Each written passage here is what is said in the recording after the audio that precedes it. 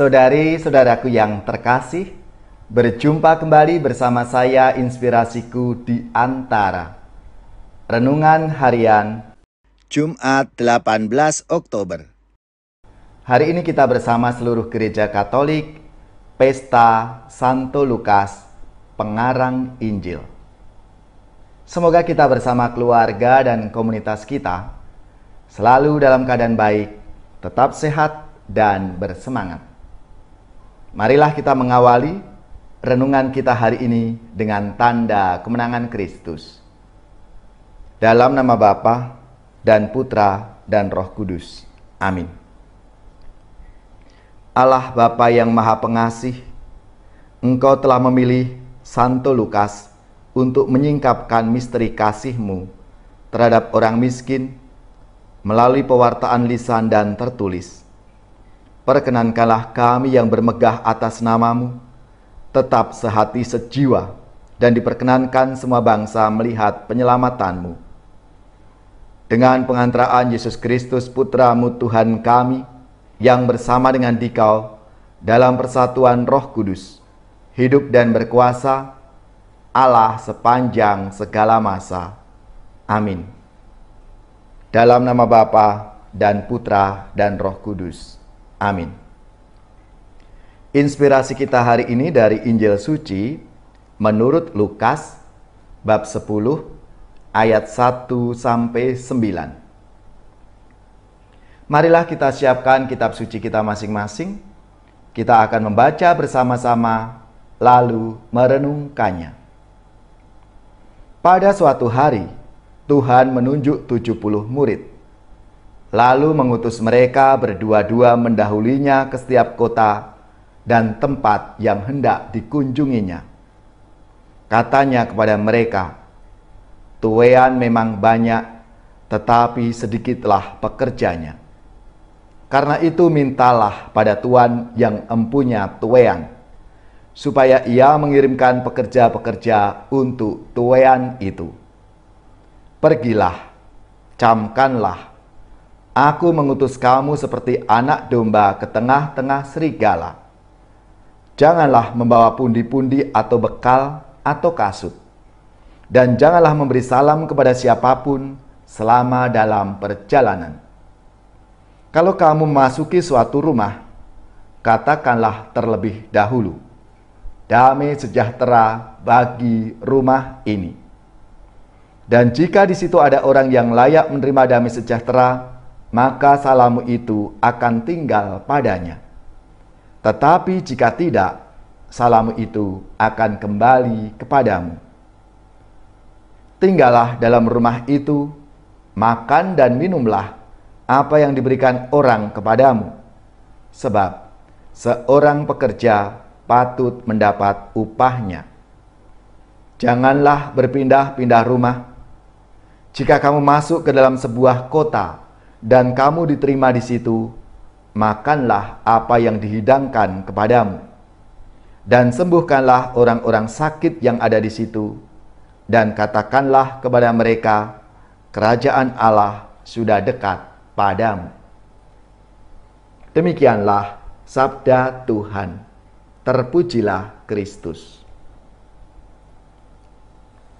Saudari-saudaraku yang terkasih, hari ini seluruh gereja Katolik, Pesta Santo Lukas, pengarang Injil, selamat dan profisiat untuk saudara-saudara, gereja, paroki, dan lembaga-lembaga yang pesta nama Santo Lukas.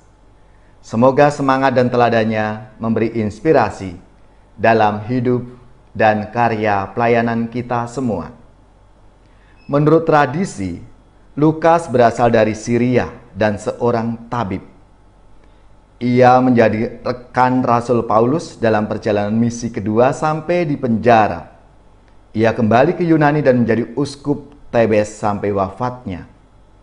Ia menjadi pelindung para dokter, juga para pelukis, karena menurut tradisi, dialah yang melukiskan gambar wajah Bunda Maria. Dia mampu menuliskan Injil secara rinci, mungkin karena latar belakang kehidupannya.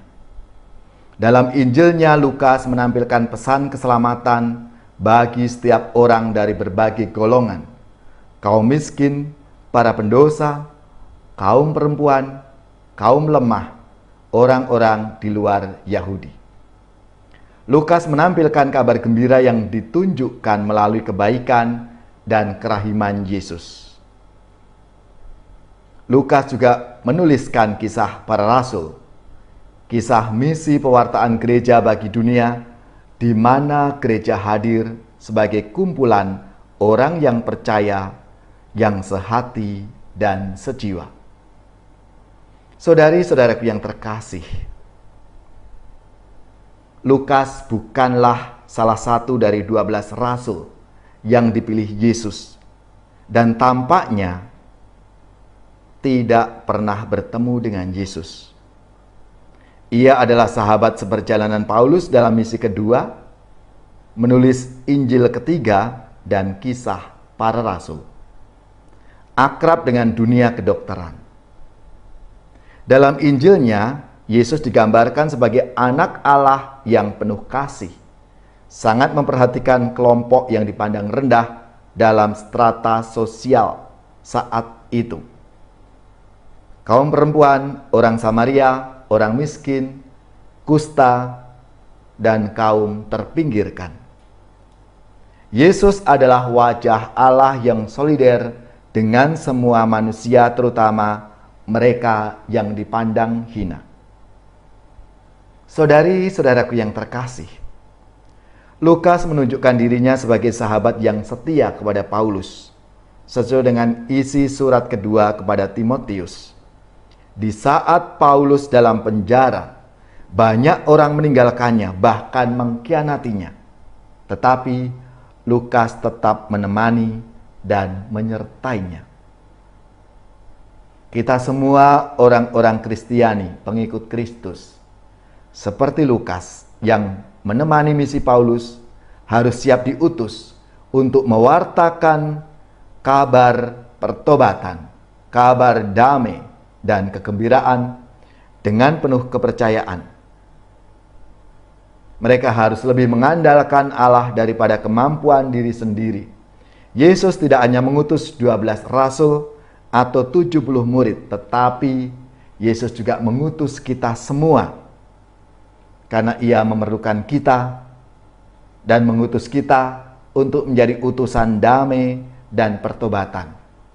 Marilah, saudari-saudaraku yang terkasih, seturut teladan dan semangat Santo Lukas, kita pun juga berani untuk terus setia menjadi pewarta-pewarta Kristus, menjadi saluran rahmat Tuhan dalam hidup kita masing-masing.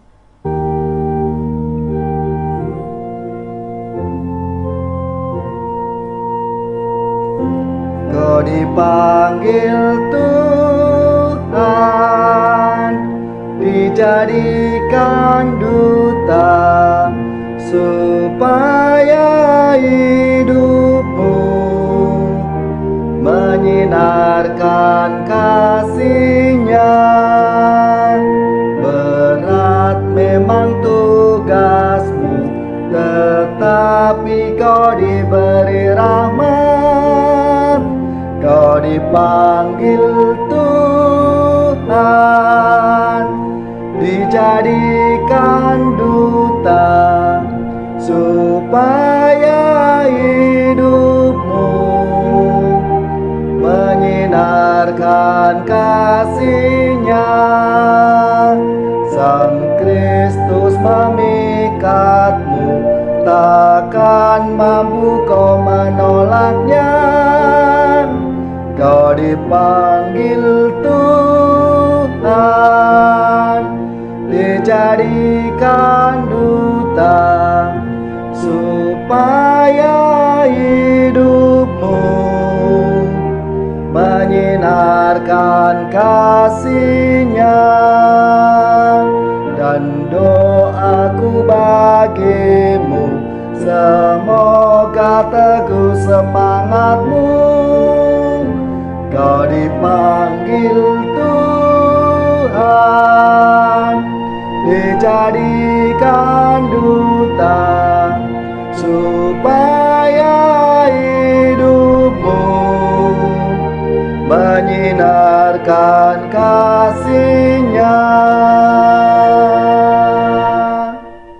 Saudari-saudaraku yang terkasih, marilah kita mengakhiri renungan kita hari ini dengan mohon berkat Tuhan, dan kita akan menerima tugas perutusan. Marilah kita siapkan hati kita untuk menerima berkat-Nya.